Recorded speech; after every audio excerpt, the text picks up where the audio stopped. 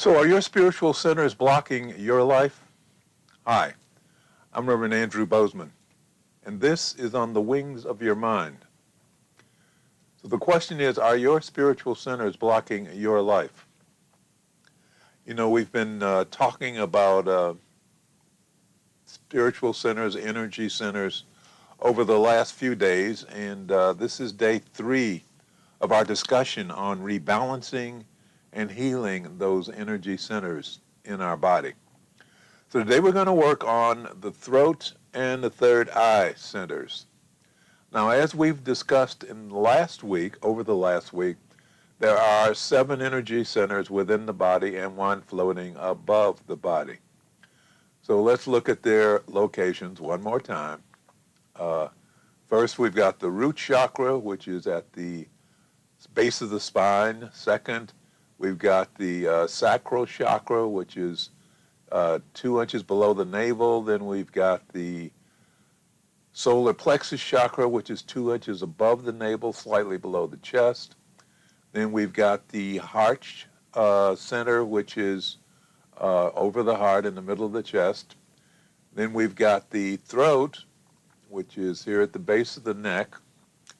Then we've got the third eye, which is here in the center of the forehead, just above the bridge of the nose. And then we've got the crown, which sits right on top of the head.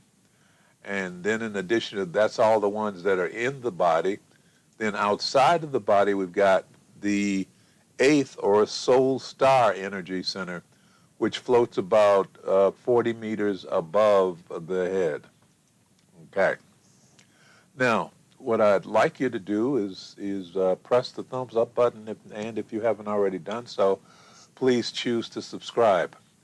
Remember, we would love to have your input and your comments and questions. So please use the chat box on the right or the comment section below the video if you're looking at it on the replay. Okay. So back to it. So let's start with the throat energy center located at the base of the neck, and that is responsible for communications, truth, self-expression. That's where the voice box is located. Now, when we have a healthy and balanced throat chakra, we can be assertive, honest, confident, creative, unafraid of expressing ourselves. But when we have a blocked throat energy center, we might have trouble with social anxiety, shyness, fear of expressing our thoughts, dishonesty, stubbornness, untrustworthiness, lack of creativity, and verbal aggressiveness, basically to protect ourselves from being criticized. Now, the physical signs, those were the emotional signs. The physical signs of a blocked throat center is a voice that frequently cracks or sounds thin, thyroid troubles, ear problems, ear infections, susceptible to sinus, throat, or upper respiratory infections. Those are all signs of a blocked throat chakra. Now, if you've got a blocked throat chakra, it probably happened to you, or it probably started for you in childhood. If you were criticized a lot, or if your opinion was ridiculed, people made fun of you, or your opinion was not valued, they'd ignored you. Those are things that could have blocked your throat center because it forced you to keep quiet and not being able to express yourself. Now, this energy center, the throat energy center, vibrates in the color blue. So we would reinforce it in our trying to get it rebalanced and to open up and operate properly. we would reinforce it with that color vibration. So if we were doing foods, eating foods, we would eat foods that vibrate blue, like blueberries and blue grapes, plums, currants, those kinds of things. If we were, additionally, I think some healers also recommend peaches and apples, figs, and apricots for feeding the throat chakra. Another way to help invigorate the throat chakra and to feed it its own color vibration, which is blue, as I said, is to wear the color blue. See that? Huh? See that? Which is to wear the color blue, especially around the neck. So if you're into scarves, wearing blue scarves, royal blue or cobalt blue are very vibrant blues, by the way. But wearing blue around the neck is going to be very helpful. Also, surround yourself with blue flowers or other expressions of blue, like curtains or dishes, paintings. There's so much blue going around. There's so much blue available that it should be easy to create an environment that will feed your throat chakra. You can also use crystals, blue gemstones. As I've said with other chakras, we can rest it on the throat, or also carry them in your pocket. Carry them in your pocket so that when you reach into your pocket, you can touch them, and then carry that blue vibration through the body and up into your throat. Some of my favorite blue stone is the lapis lazuli, which is, remember, as I told you before, the lapis is the truth stone, and the Egyptians wore, with the Egyptians, if you weren't wearing a lapis around your neck, you weren't trusted. But other good blue stones are the aquamarine, azurite, larimar, and sodalite. Sodalite looks a lot like lapis, only it's a little darker in color and a lot less expensive. Also, blue turquoise. Turquoise has got a lot of green in it, but there are certain parts of, or there are certain turquoise stones that I've seen that have a deeper blue tint to them. So those would work well as well. Definitely employ the voice. Employing your voice is a very powerful method because we're working on the voice. We're working on the expression. So speak out loud when you can, especially saying thank you. Thank you. Say thank you out loud. Thank you for the things you have received. Thank you. When someone does something nice, thank you. Thank you. Thank you. Say thank you as many times as possible, as much as possible. Not only does it strengthen your voice, but it also invokes beneficial vibrations throughout the body, but especially in the throat. So thank you. Also, you can ingest herbs. The simplest way is in tea. So there are lots of herb teas around. Some of them that will help the throat in particular are peppermint, cinnamon, spearmint, elderberry, and what's that? It's echinacea. Those will all feed the throat center. And as I was saying, use the voice. Use sound. Your voice and sound. A tuning fork near the voice box will help break up blockages. Or, you might get a singing bowl. Those metal bowls where you run your finger or you run the stick around the inside and they begin to hum. Those are good to have around to be in the presence of that tone, because it's very powerful. Or a gong, whatever will flood you with sound vibrations that can help break up the blockages within your voice box, your throat center, an energy center.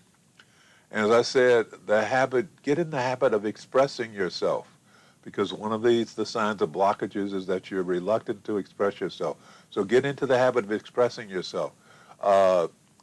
Record your thoughts. You know, your smartphone will record, so you can talk into your smartphone and record your thoughts and feelings, and you can always erase them. And also, you can keep a journal. Just expressing your thoughts and feelings is, even in writing, is a good idea for you to strengthen your throat chakra, because it is the chakra of communication and speaking the truth. So that's the throat chakra. And of course, there are meditations and yoga positions that you can use to heal the throat as well. And chanting will definitely do the trick. There are groups, at least there were in California. I'm sure there are groups around me here in Buffalo where people are chanting. Chanting can help clear that throat center very well. Okay, that's the throat. Now let's move up to the third eye. The third eye center enables us to see the bigger picture of life. Through the third eye center, we are able to break through the tunnel vision of seeing only what's before us, but to gain the vision of seeing what's behind that and where it's going, where it's leading to, and the spiritual implications of it. The third eye contributes to our development of wisdom and insight and maturity. So when the third eye is out of balance, we have a narrow view of the world. We can also have headaches, nightmares, indecision, hormone imbalances, burnout, lack of focus, aimlessness. Those are all symptoms of the third eye being blocked. More importantly, the blocked third eye really shuts you down in your ability to see the world as it is. You may, with the third eye blocked, you latch on to your opinion of what the world is and are unable to get out of that. And so you only see what validates your narrow opinion, and you miss so much that's going on in the world around you. So it's important that we begin to open the third eye so that your vision can begin to expand and you can begin to see that there's much more to the world than you had previously believed. Opening the third eye is also a spiritual evolutionary step because it initiates your psychic abilities. And that helps you as you move along the path to spiritual enlightenment. So we can feed the third eye by feeding it its color. Its color is deep indigo with undertones of purple. Now, deep indigo is not so easy to find in the natural world, but purple is. Purple is all over the place. So we can feed the third eye by eating purple cabbage, purple onions, eggplant, purple grapes, passion fruit, turnips, acai berries. Anything that's purple is going to give you the vibration that's going to help open and rebalance the third eye. Of course, wearing purple clothing and surrounding yourself with purple is key as well. There are lots of purple flowers, violets and irises. Remember, when you're using purple flowers, make sure they're still in the dirt. Make sure they still are alive and being fed through the soil rather than cutting them off from their energy source. Of course, as per with the other centers, utilizing stones is always a great idea. The amethyst is a perfect stone for the third eye. Beautiful stone, the amethyst. But you can also use purple fluorite, purple agate, chariot, C-H-A-R-O-I-T-E, chariot. And, of course, purple quartz. One of my favorite stones is the purple lepidolite. Beautiful stone. It's purple and pink and sparkly. It's a very nice stone, and it's very sensitive to its surroundings, so it will pick up your energy very quickly. And even though it's not purple, many seers and healers recommend using the obsidian because it's good for opening up the third eye, the obsidian. Now, some healers incorporate the use of essential oils applied to the third eye. And some of those oils are frankincense, juniper, rosemary, marjoram. And you take it and you apply it to the third eye, and you can feel them working on you, that little spot of oil on your third eye. It feels very nice.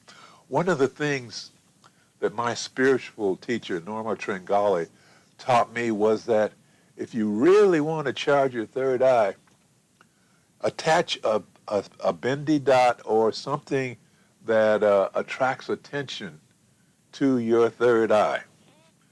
And the reason is that when people look at it, they are actually charging it. Because when you look at something, you are actually shooting out energy from your third eye. It's sort of like radar. You're shooting out this energy and then getting it back, bouncing it back to give you the image through your eyeballs, your irises.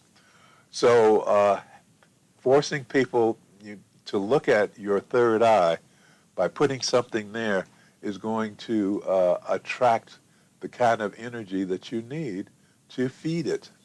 It's a very interesting process. Sometimes people don't believe me when I tell them that their eyes are shooting out energy.